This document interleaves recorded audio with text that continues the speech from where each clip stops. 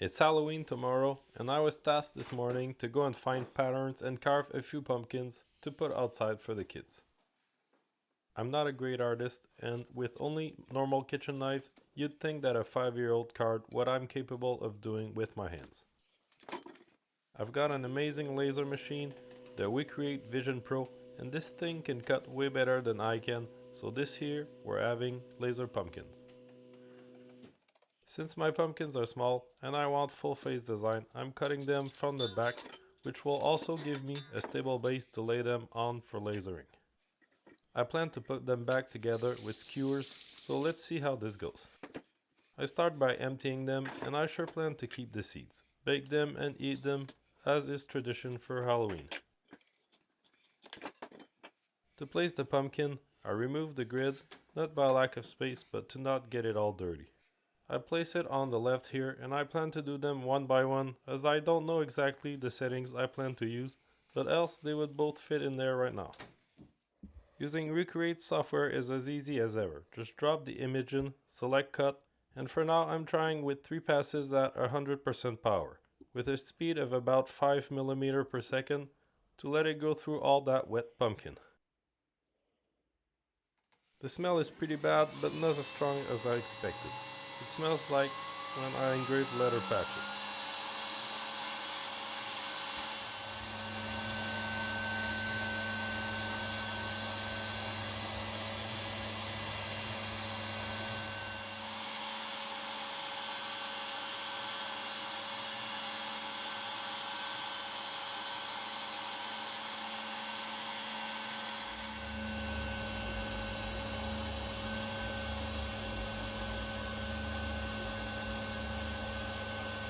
Here's one done. It seems like the parts want to detach, so I'll leave it at that.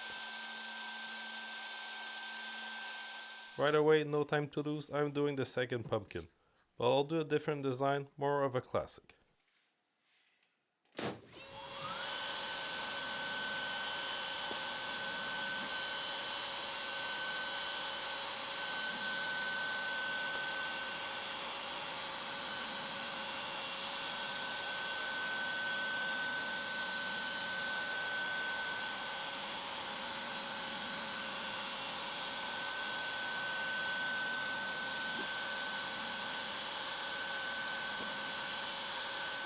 Now that it's done, the more intricate one, the teeth could have probably used a last pass, but it was all easy to clean up from the inside with a spoon.